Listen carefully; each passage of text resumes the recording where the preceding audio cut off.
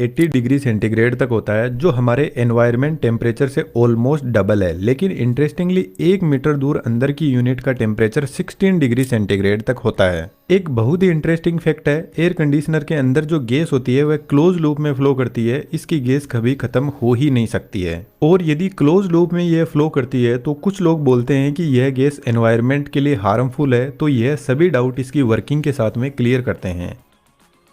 Air conditioner की कोई ज़्यादा कॉम्प्लेक्स इंजीनियरिंग नहीं होती है, स्टार्टिंग होती है कंप्रेसर से। एयर कंडीशनर का हार्ट यही डिवाइस होता है, और इस कंप्रेसर के अंदर आज के मॉडर्न टाइम के अकॉर्डिंग एक एनवायरनमेंट फ्रेंडली गैस भरी जाती है, जिसको R32 बोलते हैं। इस गैस को रेफ्रिजरेंट भी बोल सकते हैं। जब कंप्रेसर इस गैस को कंप्रेस करेगा तो इसका प्रेशर बढ़ने लगेगा, जिसकी वजह से टेम्परेचर भी बढ़ने लग जाएगा। और जब गैस कंप्रेसर से बाहर निकलेगी तो इसका टेम्परेचर होगा 80 डिग्री सेंटीग्रेड।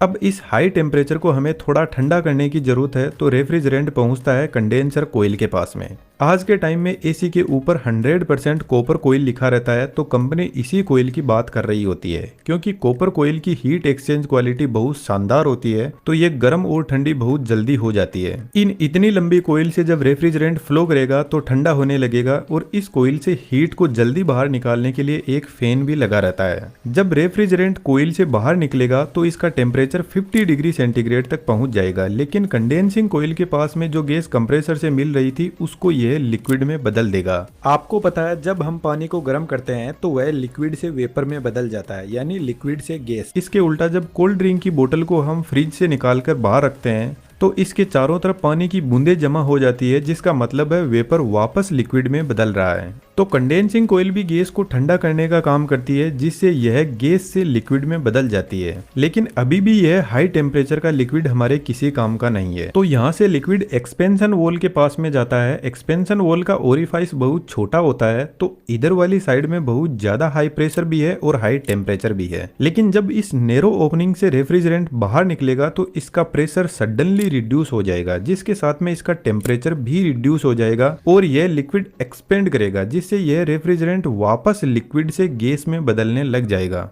लेकिन यहाँ पर लिक्विड 100% गैस में नहीं बदल पाता है। यह वॉल ठीक एक वाटर स्प्रे की तरह काम करता है। वाटर स्प्रे भी बेसिकली वाटर को वेपर में बदल देता है, और यह काफी ठंडे भी होते हैं। गर्मियों में छत पे रखी टंकी का पानी बहुत ज्यादा गर्म हो जाता है, तो उसको ठंडा करने के लिए शावर से आपको पानी का टब भरना होगा, और आप देखना पानी का टेम्परेचर काफी रिड्यूस हो जाएगा। अब यह एकदम ठंडा रेफ्रिजरेंट जाता है हमारे रूम में लगी हुई इवेपोरेटर कोयल के पास में। यह कोयल भी कॉपर की ही बनी होती है, जो हीट एक्सचेंज का काम करती है।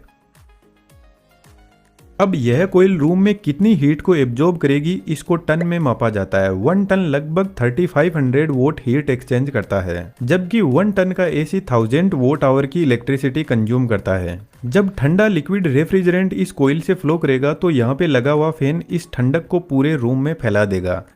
जिस तरीके से कोल्ड ड्रिंक की बोतल के चारों तरफ पानी इकट्ठा होता है, ठीक वैसे ही इवेपोरेटर कोयल काफी ठंडी होती है, तो इसके चारों तरफ भी वाटर के वेपर इकट्ठा होने लग जाएंगे, जिनको साइड में कलेक्ट करके इस पानी को बाहर निकाल दिया जाता है।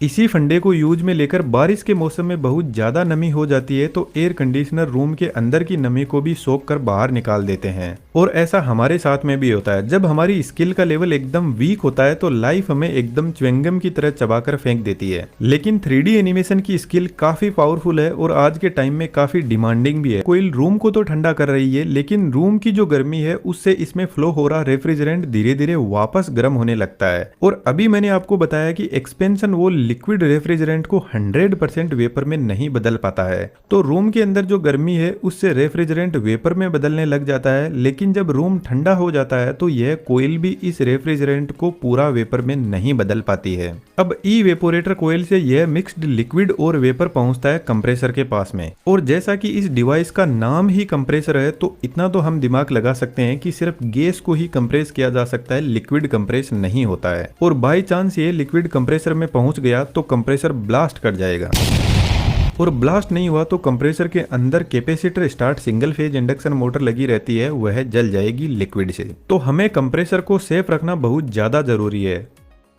तो एक्चुअल में एक्सपेंशन वॉल कुछ इस टाइप का होता है और ये जस्ट इवेपोरेटर कोयल के पास में लगा रहता है। इसमें नीचे से हाई टेम्परेचर और प्रेशर वाला लिक्विड आ रहा है और जब यह इस नैरो एरिया से पास करेगा तो वेपर में बदल जाएगा। एक्सपेंशन वॉल बेसिकली यहाँ पर जो ओपनिंग है उसको कंट्रोल करता है। यदि यह रेफ्रिजरेंट को बहुत कम एरिया से पास करवाएगा तो कुछ ही रेफ्रिजरेंट वेपर में बदल पाएगा, जिससे इवेपोरेटर कोयल कम ठंडी होगी। और जितना ज़्यादा रेफ्रिजरेंट यहाँ से पास होगा उतना ही रूम टेम्परेचर डाउन होता जाएगा। वॉल में ऊपर की तरफ एक डायफ्राम लगा रहता है और यही डायफ्राम इस रोड के थ्रू यहाँ से फ्लो हो रहे रेफ्रिजरेंट को कंट्रोल करता है।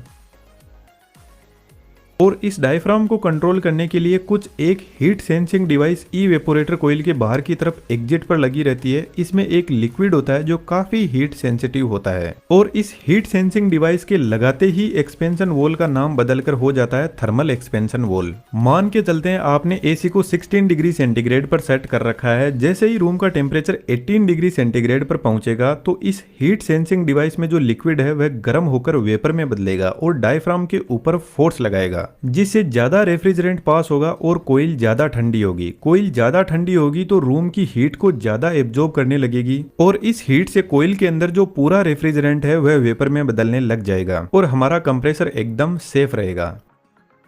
बेसिकली कंप्रेसर कंडेंसिंग कोयल के एकदम पास में लगा रहता है और आज के टाइम में स्पाइरल टाइप कंप्रेसर भी एयर कंडीशनर में यूज होते हैं जो काफी साइलेंट और स्मूथ होते हैं। इन सभी टाइप के कंप्रेसर की यहाँ पर दोनों पाइप, एक जिसमें कंप्रेसर से इवेपोरेटर की तरफ लिक्विड जा रहा है और दूसरी जिसमें इवेपोरेटर से निकलकर वापस कंप्रेसर के पास में जा रहा है, यह दोनों पाइप एक दूसरे के पास में सेट की जाती है। इसके पीछे रीजन है, इधर रेफ्रिजरेंट कंडेंसिंग कोयल से आ रहा है जो अभी भी काफी गर्म है और रूम को ठंडा करने के लिए जा रहा है, तो इधर वाली कोयल से थोड़ा बहुत यह भी ठंडा होने लगेगा और इधर वाली कोयल से रेफ्रिजरेंट कंप्रेसर के पास जा रहा है तो यह गर्म होकर पूरी तरीके से वेपर में बदलने लगेगा, जिससे ओवरऑल एयर कंडीशनिंग की एफिशिएंसी बढ़ती है। अब एक सबसे इंपॉर्टेंट क्वेश्चन, वीडियो को पॉज करके कमेंट में जरूर से लिखना, क्या आप बता सकते हो कि यहाँ पर कौन सी डिवाइस है जो कूलिंग को कम ज्यादा कर रही है? यदि आपका आंसर थर्मल एक्सपेंशन वॉल है तो आप गलत हो। थर्मल एक्सपेंशन वॉल बेसिकली यह डिसाइड करता है कि कंप्रेसर के पास में लिक्विड पूरी तरीके से गैस में बदल कर ही जाना चाहिए। यहाँ पर बेसिकली टेम्परेचर को कंट्रोल हमारा कंप्रेसर ही करता है। जब हम एयर कंडीशनिंग के टेम्परेचर को कम ज्यादा करते हैं तो बेसिकली हम कंप्रेसर की मोटर की स्पीड को कम या ज्यादा कर रहे होते हैं। जितना ज्यादा कंप्रेसर रेफ्रिजरेंट को पंप करेगा उतनी ही ज्यादा कूलिंग होगी।